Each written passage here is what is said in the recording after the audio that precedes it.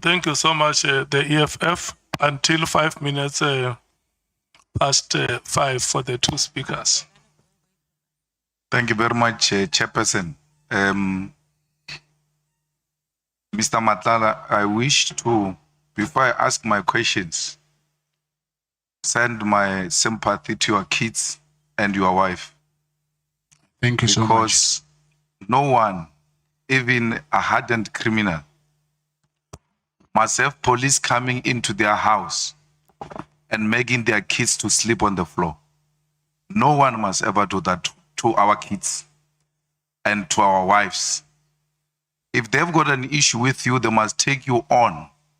Because the procedure would have been, once they arrive, they should have isolated the kids and put them with a female police officer in one room who's reassuring the kids that everything is fine, we are going to be fine, while police are interrogating you or doing their business. If this happened, it deserved to be condemned, Chair, because it was brought to our attention that kids were made to sleep on the floor. As Black people, we have inherited trauma, and no one must pass that trauma to our children. And no one must take advantage of our wives. Whatever we do on the streets is between us and the streets and has got nothing to do with our children. And police must understand that wherever they are, that no one must ever take advantage of young kids. How do you put a child on the floor and point a child with a firearm? It is uncalled for, even if they are looking for the most dangerous criminal. That must never be done to children. I thought I must make that statement before I proceed. Mr. Matlala, just tell me your place of birth. I was born in Seshego, but in Pietersburg Hospital, Provincial Hospital. Where were you born? I was born in Mamelodi. Yeah, which hospital? It's no longer there. They used to call it a nursing home, but it's no longer there. Do you have a birth certificate from there? Yes, I do have. And then the primary school you went to? It is called Uwani Primary School. Who was a principal there? Principal, it was Serudu. And then were you baptized? No, I was never baptized. And then high school?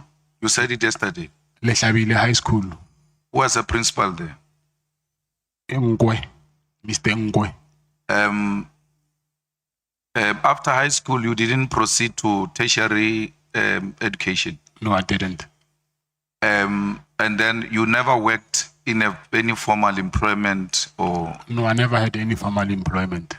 So from high school, that's when you engaged in informal trading? Yes, I will say before even high school, my mother disappeared on me, then I had to raise myself. I was actually a street kid. So I grew up in the street for a very long time. So I just realized after when I grew up that my mother passed away, but she was an albino. And I heard later that she was raped because there was this myth that if you can rape an albino, then you can get cured for whatever. And then that thing traumatized her a lot that she disappeared. And when I found her, she was terminally ill. And then I think it was 2002 when I found her through a friend. It was very late and then she passed on. But all along, I was a street kid. I'm sorry to hear that. Now, Dlamenis have got some roots in Swaziland. Yes. And you said to us your grandmother is from, is a Dlamini. Yes. Did they have a place in Swaziland, or was she originally from there? No, KZN. So you don't have any relative or any association, none whatsoever, with some people in Swaziland? No, I don't have. So when you travel to Swaziland now, what were you traveling for? What purpose? It was I was invited to the king's birthday. Oh, so you know the king? And the queen mother. Yes. But I was invited by the Queen Mother. oh, so you know the Queen Mother. Yeah, but it was the birthday of the king. But I went there Through the Queen Mother. Yes. You were a guest of a Queen Mother. Yes. So this ID that has got your picture and the ID number that is similar to yours and all of that, what is the story there? I don't have an ID for Eswatini. So that thing was fabricated so that they can deny me bail. Yes, but in the judgment of the appeal or something, it looks like that judge didn't consider that as the grounds that must be used to deny you bail, because he says police did not produce the original ID. Yes, if I'm not wrong. Yes, on the judgment they said that I've traveled to Eswatini using that fraudulent ID, but which is, we know, is impossible. You cannot pass a border with an ID. That thing is not a traveling document. So they said that. And another thing is, when I came back, unfortunately, they didn't stamp my passport. So they said I've got access to get in and out of the country undetected, because my wife's passport, my passport, and my protector's passport were not stamped. So it was the overlook of the BMA or Home Affairs, I think. Why did you resign from Medicare? It's because of the allegations that were surrounding me at that time. They said they didn't know by then that she's my sister. They said I gave him a contract to a slave queen. And then also there was these allegations about me, which I did not think that it will be a good image for the company. So I just thought by then, let me just resign and put someone until I clear my name. So why didn't you also put your shares in a blind trust if you didn't want to damage the image of the company? Yes, that's what I did. The shares, that's why I said I still hold the shares. But no, you're saying you are not saying you have taken the shares into the blind trust. I took the shares to a holdings company. And in the holdings company, you are a director. Yes. So it's the same. It doesn't help anything, because you're saying you want to save the image of the company, but you are a director of a holding company, and the holding company is the 100% shareholder of the Medicare. Yes. It still comes back to you and defeat the purpose of resigning. Yes, because I was just avoiding me being the director of the company. So do you accept that after you wanted to save the image of the company, you put your sister as a director so that you can front her? Because you didn't relinquish for business reasons. You relinquished because you want to face some challenges, and someone must be holding the fort for me. Well, I'm still fighting, but effectively I'm running it. I can call money on it. She can't say anything. I can tell her to do this. It's effectively you doing it. She's just a friend. Yes, I agree. And you think it's an acceptable thing to make an African woman a friend? No, she's my sister, so it's not like I was using her. So she's family, and then it was only for the time being until I clear myself, I clear my name. No, once you are fronting a person, you are using a person. You just agreed with me that you are fronting her. You are using her. But she was getting salary. Yeah, even if she's getting a salary, she's not the owner of the company. She's got no shares, no nothing. She's put there as a token. That's what you did. And in the empowerment of women, it defeats the whole purpose, because if she walks around with the image of a person who has got a tender of 360 million and therefore does not need any kind of empowerment or an assistance, because she's got all this tender to herself. But in reality, there is a man behind her who's controlling this company. Do you accept that is wrong? Yes, I accept that is wrong. Mr. Matlala, how does the cell phone goes, your cell phone, you see this one? Yesterday I left with this honorable member to a meeting. And when we were on a podium, I left to a bathroom and I left my phone. When I came back, she said, I was extremely shocked that you left your phone, because you go everywhere with your phone. So yours just develop food and goes to a prisoner inside here, and when you come in here, you find it in a cell. How do you explain that? How did your cell phone leave you into the cell for you to find it in the cell? NAC, you found it with NAC. You're No. given by NAC. No, it's not. It's not the same cell phone. Or it's a different cell phone. Yes. So it's not your cell phone. No. Or NAC gave you a cell phone that you can use while you are inside. Yes, I found him inside prison. He was using the cell phone. You didn't go with your cell phone. No, no, no, no. So when they found the cell phone, why are they saying it's your cell phone when it is NAC's cell phone?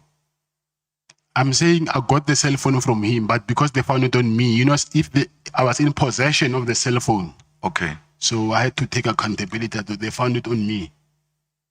So what were the reasons of sending you to CIMEX? Was the cell phone? I don't know.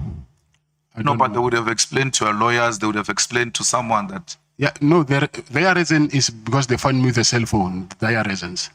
Is it a general practice that because I hear every day that prisoners are found with cell phones, with dagga, with drugs, with what?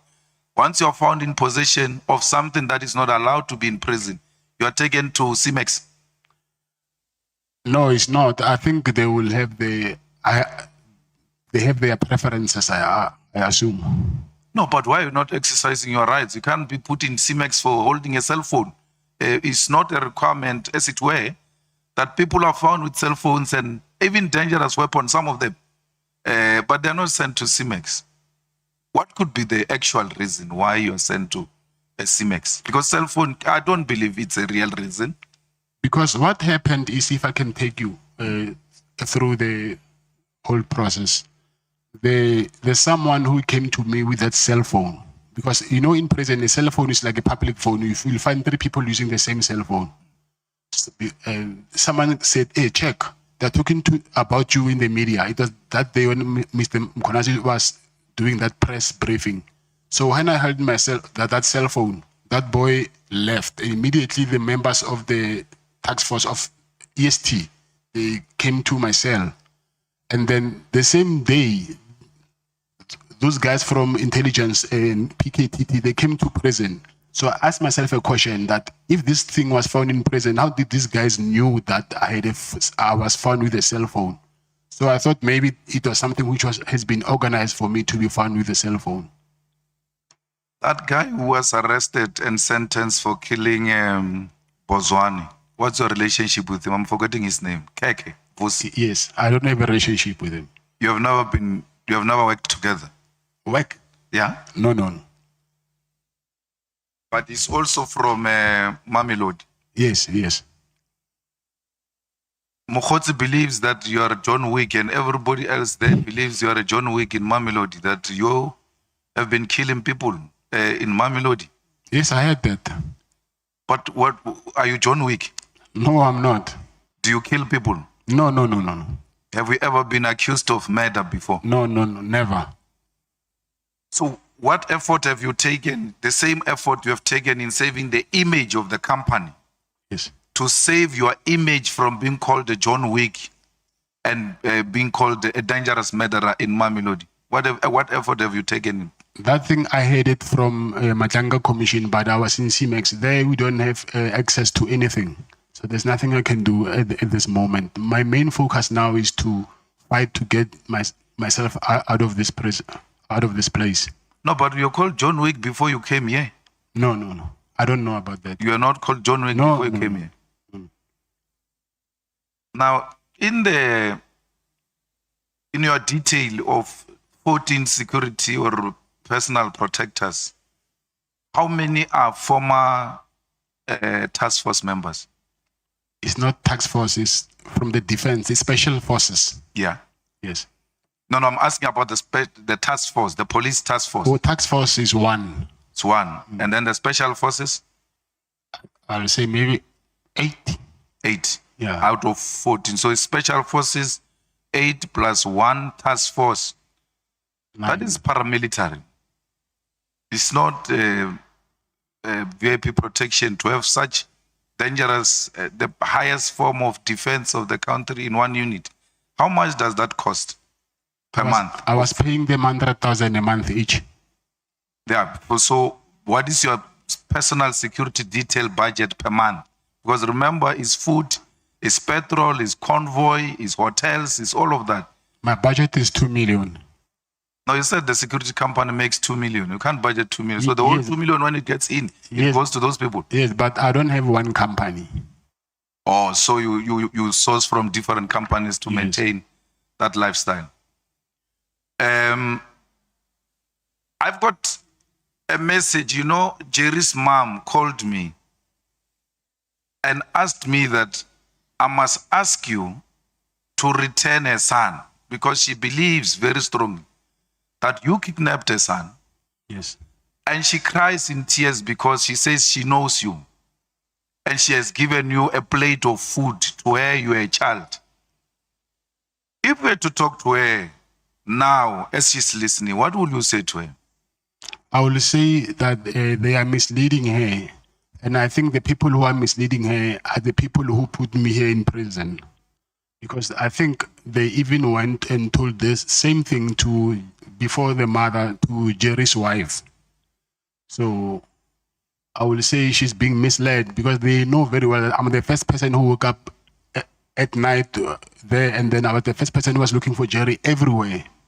So when they say I kidnapped her, it's because maybe of my suggestion that rather let's tell the police the truth. And then they were not comfortable with that. And I said to them, it's either we do that or we never find him, because if we don't give them a clue, then how are we going to know how the police are they going to know where he is? So they were emphasizing that we need to save their image, his image. So me and them, we ended up not agreeing on one thing, because even myself, I was tired of looking for someone, but we must lie to the police on the other side. Yeah, but I'm saying I'm given some limited time and I'm allocating it to you. Speak to her. Talk to Jerry's mom. She's listening to you now. She's watching you. Talk to her.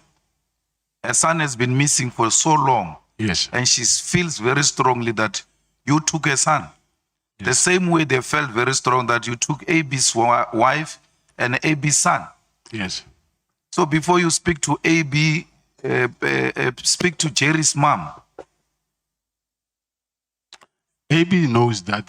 I think wherever he knows that thing he knows very well that I've never. No, done leave AB. I'm saying, Yes. AB, Jerry's mom is watching. Talk to her.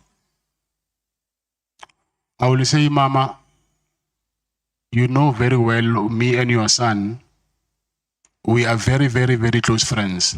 We've done a lot of things together, traveled together, me and his wife and my wife. And there was nothing that I will do to harm your son. Actually, your son was like a young brother to me. So there are people who are getting between us, trying to convince you that I took your son so that you might think of me as this boogeyman that people paint me to be. But from the bottom of my heart, I've never and I will never, ever do anything to harm your son or your family. Thank you, sir. I'm sorry. Thank you. Now, did you have a business deal with Jerry in some comfort installing solar system?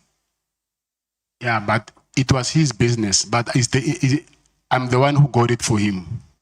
So you worked together, and whatever the money is that you were supposed to transact at that level, Yeah. you sorted each other out. Yes. Now, just before Jerry disappeared, and then I think Jerry disappeared a week or two, and AB's wife disappeared 2 weeks after or so, but it was within a short space of time. Yeah, I think a week in between or so, yeah.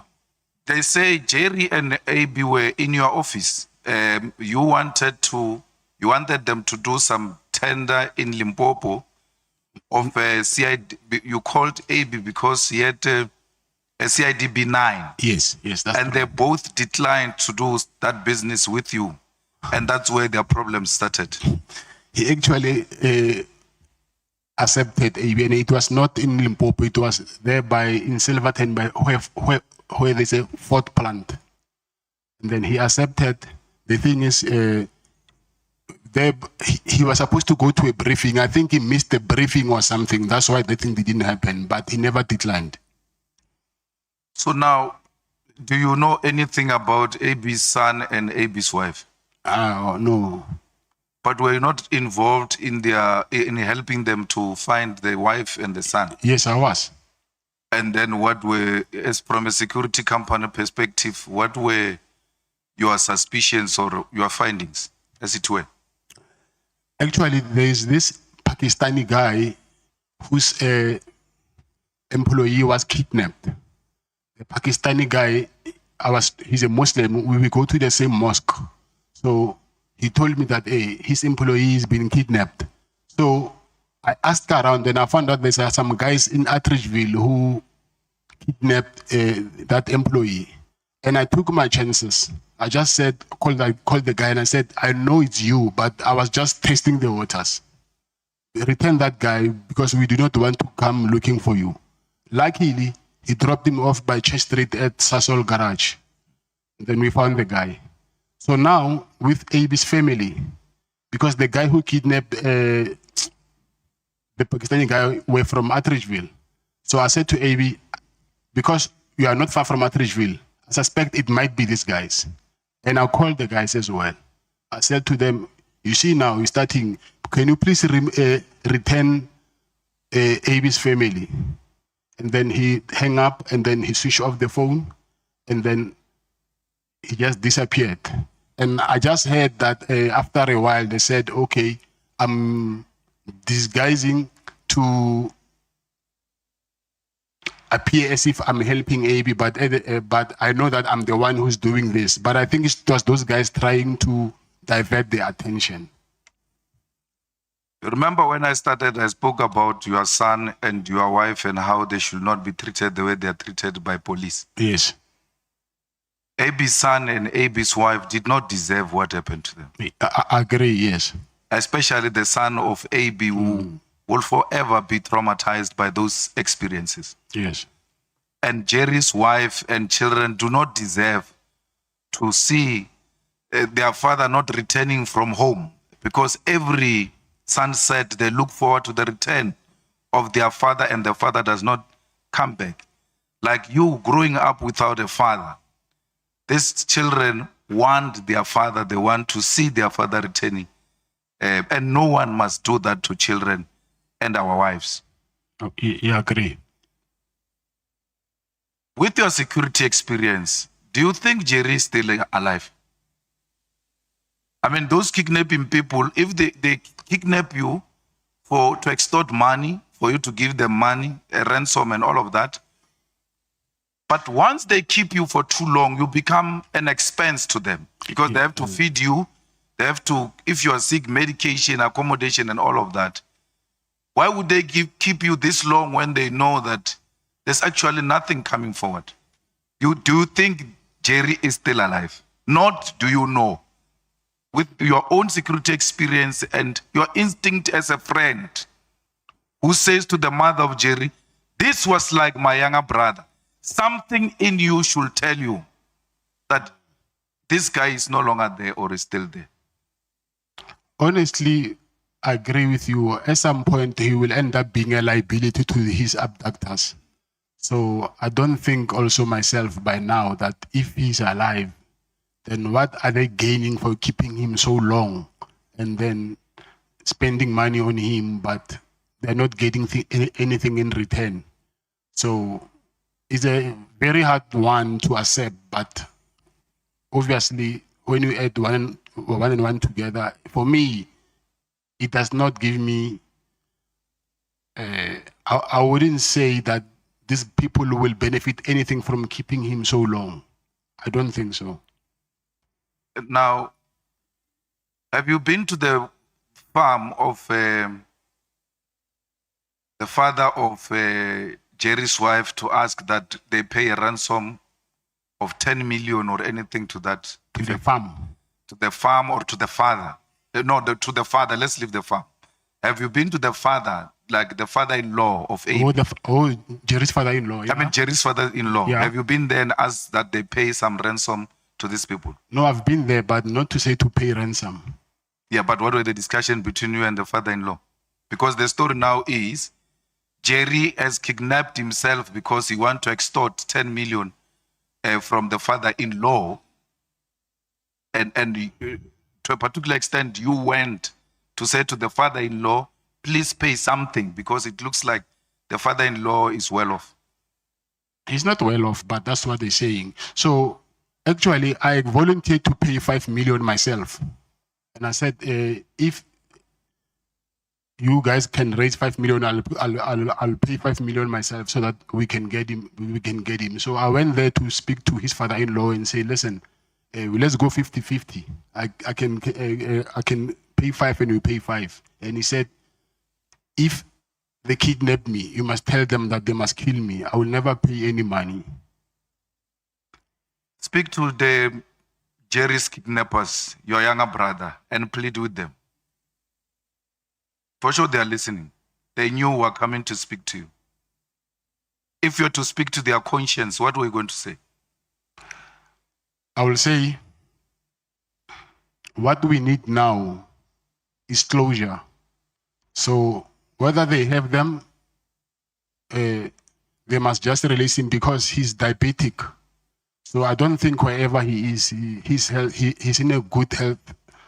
And also, if they did something to him still, let them give us a sign somewhere to at least have a closure to know, because it's not nice every day sleeping, not knowing what happened to your brother, your father, your son. So what can at least comfort us now is closure, whatever it is. So at least we can know going forward what to do. Thanks. Julius Mkwanazi, what is the story there? You installed the blue lights he installed the blue lights in the cars that are owned by a security company. I donated cars to to EMPD, to him. So they took them over. Yes. They were not belonging to you. No. But there was a News 24 article that showed a lady saying Mama Cat is taking his kids to school in style, and they were playing with blue lights like they are playing with yo-yo. Yes, I'm divorced with my first wife. So I was not in a relationship with my first wife. And Mama Cat is the media saying that. It's not her saying Mama Cat. So she's living her life, and then I don't even, and those are not my cars. So my cars are BMWs. I think everybody knows. I use BMWs. So she's got cars also with blue lights, without your involvement. She don't have cars. Maybe she sourced the security company, or what she did, I don't know. Because me and her, we don't have that relationship anymore. We divorced. What is your relationship with Julius Mkwanazi? Julius Mkwanazi, I will say, he was a friend. Was. Oh, so you donated because you had a friend who was in the position of authority? No, it's because I proposed to him when he was an operations manager that, listen, I want to donate the cars, but with conditions that we do brand awareness, and then I will also send proposal to do the medical response for the EMPD when the officers they get injured in the line of duty. So Tanya was protected by you? No, not by me. I went there when it was only once, and it was when it was state of the city address. It was only once. Yeah, but you went to fetch the mayor of the DA with your cars. Yes. And they had blue lights. I don't know if they put blue lights on because I was not there. Was it not your protection that was driving the cars? Yeah, on that day? They came as backup. She had her own cars, and so they only came. She needed backup. Or the DA mayor needed a backup from you? Yes. How does she need a backup from you when the Metro Police there is even as some sort of a task force? Yeah, sort of. I think Mkonazi convinced them that my guys are special forces. Okay. That recording we had about it in the thing there, do you say it's not legitimate? No, it's not. It's not. I even have proof of what happened. So you never gave Sibia money? No, never. You never said Sibia is a Matlala, criminal? you stop speaking. But what if we- I'm taking a time? We pass the microphone to Honorable Matthys. I'm on, Chief. I'm in charge. No, yes, I'm the one who is running the meeting. But I'm in charge. Yeah. I'm the one who is running. running the meeting. I want to hear her speak. Ah, Honorable Matthys, this it's your is our time. arrangement. We won. Honorable Matthys, it's your time. I see you speaking. Okay, Thanks. thank you. Now, Fronting, Chair. yeah? Fronting. What? I didn't hear that. No, the person who's saying you're fronting, they will never even speak in the presence of their president. You see now what you did to me, Chair. So, the meeting with Mkwanas, if we're to go to Lieutenant General Senona, will he give us or give you a confirmatory affidavit that you actually brought back the report from the guy who was tortured? Because you said you didn't go back to Mkwanas. You actually told Senona that the guy has declined.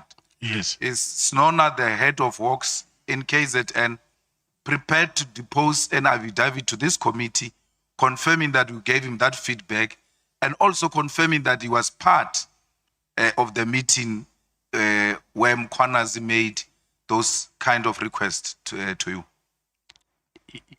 I think he will, but I've never spoke with him since I'm here, so I need to contact him, but I think he will.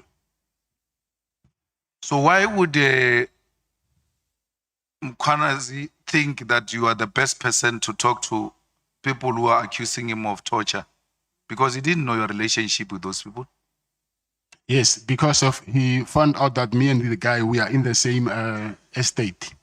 So he asked me first that if I know the guy in this estate, because he heard that I'm from Midstream as well.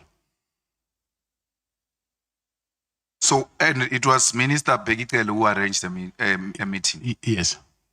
And Minister Begitele is the one who said Mkwanazi can make these problems go away that you are confronted with. Yes. And to that effect, then arranged a meeting. When he arranged a meeting, were you present like the time he was calling No, Kumalo? no, I was not. And so how did Minister Kele know about your penthouse? You are meeting for the first time. He doesn't know you and Yes, all of that. The next thing, there is penthouse staying there and all of that. How did it come up? It's the guy that he introduced me to him. He said, hey, this guy's got a nice penthouse. I assume the guy knew that Mr. Kele traveled a lot to Pretoria and then he was struggling with accommodation. Not struggling, he had to pay accommodation. That guy said to him that actually, Kat has got a nice penthouse there. So I think you can talk to him, he can offer you. How many times has Minister Kele been to the penthouse? I think 3 or 4 times. But it looks like he said he's been there twice. Only twice. No, it cannot be twice because he's been there twice when that guy was alive. And then after that guy's death, I remember he left his white Hugo Boss shirt in one of the bedrooms. And I sent him a message. I said, it's me. I took a picture of that shirt and I said, it's me, Kat in Pretoria. And I even showed him his shirt so that they can know who is he talking to. So after that, it was the 3rd time. And I think, 3 or 4 times. It cannot be twice. It cannot be twice. Now, which year was that? This year. So if you're to be released here and you go and ask as a resident or the owner of the penthouse there by whatever the place might be, you go and ask for the footage of all those days. Will we find those footage of or more than twice? I think that will depend on the security. Sometimes the footage after a certain period gets deleted. So I don't know how long they keep the footage. As a security person, how long does it get deleted? Do you delete it or it automatically delete Yes, itself? it does. After 3 months, sometimes it does. And if it's a residential, you'll find after 2 weeks. So we will not find your CCTV coverage of you and Tele at the hotel in Durban, where you gave him 200,000 because you said you walked to the car, where the cars park normally in hotels. There are CCTV cameras for security purposes. Yes. Yeah. So you send your security, and then you walk with Tele to a red car, Yes. Jeep. You put the money in, and then he drives away. Yes. If we're to go and subpoena such a CCTV Yes. camera, will we find it? Yes. Yes, 100%. And then that day when I'm happy because you and Minister Tele are agreeing that you went to Durban to deliver the last, the other portion, the second last, I suppose. And then when you are there, your conscience said, no, this should stop. I'm not continuing with dishing out money. This is now amounting to abuse. And then you stopped. But he kept on calling you. So where you and him agrees that you were supposed to meet in Durban. Yes. That's why he gave you 20 calls. And you are saying, yes, I drove to Durban for purpose of giving him money. And that day, I took a decision, I'm no longer doing it anymore. And he gave you 20 missed calls. And we asked him, why did you call him so many times? He says, we were supposed to meet. Yes. So on the meeting part, you and him are agreeing. What we need an evidence of is this portion of the exchange. Even if it's not visible money, but as long as we see the Tele money from you, the Tele bag from you to his car, that's prima facie enough. So, did he really make those calls on that day when you decided, no more? I'm no longer answering his calls. My phone is, even now, is here with my legal team. His missed calls are still there. We can even see them now.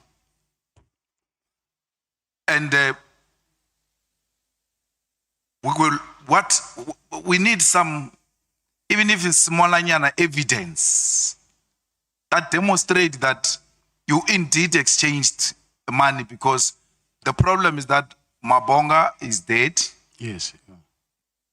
And the protector that went to fetch the Woolworths bag, is he still alive, and will Yes. he be prepared to dispose an affidavit that you send him in the presence of Minister Tele to go and fetch a bag?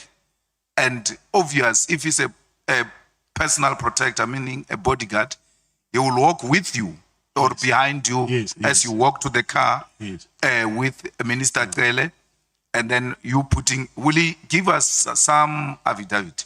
Yes. Yes. I'm worried, Mr. Matlala. 12 cases withdrawn, 1 guilty verdict, 1 not guilty verdict, 1 acquitted. And you've got police around Pretoria here who are sent around as your eyes boys. Why would the police go and fetch a car? Your story is actually making the case of that police officer even worse. Because you take a card from your PA, you give it to a police officer. What stops a PA from taking the card to go and buy a battery and bring it to you? Because generally that is the work of the PAs. And here police are being converted into PAs in the absence of the PAs. They're actually being given the job by PAs that they said, I must give you a card to go and do what I'm supposed to do or I'm employed to do. What should we take of this kind of a relationship you have with police? And the next thing, cases are withdrawn, and meaning the people who have actually complained in these cases have never experienced justice, because this will somehow, the reason we're asking you about this police officer is to determine your proximity to the police in this area and to determine whether police are actually under your control. No, they're not under my control. Yeah, but why would you send a police? And he's probably older than you, No, he's not. or say a small boy. He's a lighty. Okay. So you were sending a lighty policeman to run around. Not a lighty. You know, when you, like a little brother, I will say that. So not a lighty in a defamatory way, manner. Okay. So I'm saying sometimes, yes, you might be a policeman, but at home you are a brother, you are a sister, you are a father. So when you are at home, whether you're a policeman or not, or you're a judge, if I'm your older brother, I can send you whatever, then you will do that. So it's not because of I'm undermining you as a police officer or as a judge or whatever. You can send a judge to go and buy a bedroom. Now I'm saying if it's your younger brother, Your younger brother judge. I'm saying, no, I'm giving an example. Yeah, but I'm saying you can send a judge who's your younger brother to go and buy a bedroom. Oh, bread or whatever you want. A judge. Your brother, I think he will, when he's at home, he know he'll call you Abuti, whether he's a judge or not. So that respect will always be there. Thank you. Thank you, Mr. Matlala. I want my sister to have an opportunity to speak to Kat, even if it's not too long. Let's go. Thank you, Mr. Matlala. Just quickly, this thing of your lifestyle is quite bothering, right? So you have, what is it, like 14 guards. You have 14 guards, personal security. Yes. So President has said the expense that just comes with that, you said you've got like about 2 million that you generate from one of your security companies, but you also have other businesses. Your lifestyle is large. It's large. It's large. 14 guards a day going around. Just talk about the guards. Then you said you got 9 kids. I'm assuming most of them, if they're still at school, they all go into private school. I'm sure you live in a very huge flash. I'm just talking your lifestyle alone. Does not quantify the amount of income you're saying that you received from your legitimate businesses. So I don't think, and maybe you must talk to it, is that one of your best friends, you've said, is the producer of drugs. How is it that you're not part No, I'm of not. selling drugs when your best friend is that? You've just spoken to his mother. His mother has even said he's given you a plate of food. How are you supporting your lifestyle? With my businesses. But there is proof in my bank statements where the money, you can trace where the money comes from. It's not like it's a cash deposit from private people. So you can see that it's this company and then there's an invoice. So you can trace where the money comes from. So you'll be open to having a SIU investigation into your lifestyle to match. They're doing it now as we speak. Okay, so I guess we'll have to wait for that to come. This is also bothering me. So when you're going through passport, do you have special treatment? Because how is it that when you're going through border control, you don't know that passports are not stamped? It's not possible. I'm saying it's an oversight. No, it can't be. There's no way you're there by the passport control. So do you go to passport control or do you sit in the car and you have handlers go through, stamp the passports, and then they go through? Because you're there at border control. You sit there and you see, like, you'd know that your passport is not stamped. So, but it's not only my passport. I can, So that's why I'm asking. yeah. Did you personally go through border control Yes. or did you have handlers do it for you and you were standing on the side? The car will park next to the office and then they'll want to see the faces. Obviously, I'm inside the car and then the BG will take all our passports and then the authority will come and then they want to see our faces first before they can compare with the passports. So they do that. So what happened, I really don't On know. both sides, both the South African border Yes. side and the Lesotho border side. No, both it's of them only, just didn't. they've noticed it on the 19th when I went to Eswatini. And when I came back, it does not show me coming back to South Africa, From whose side? Exiting or entering? Because you have to get to. entering South Africa. I've never. in that. They stamp. And I don't think which border did you use? Because I don't think you do it through Oshuk. car. Okay.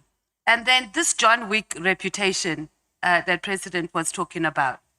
You've just explained on how you have that John Wick reputation, because when we were talking about the issue about at one of the kidnappings, you said you took chances and you called whoever this person was, I missed the name, and you said, Mr. you Matlala, don't want me to come stop for here. you. And the You person stop was talking. released. Stop That's speaking. confirmation of John Wick. Thank you, Chair. Honorable members, we are coming back at 20 minutes past 5. If we can listen here.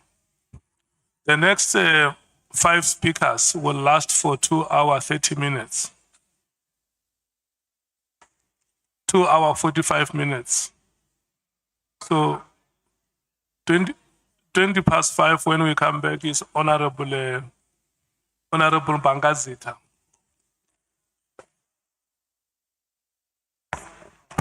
Chair, when are we getting that the screenshots of from the phone of Mr. Matlala? Let's see. He's asking a question about the screenshots. He's asking a question about the screenshots.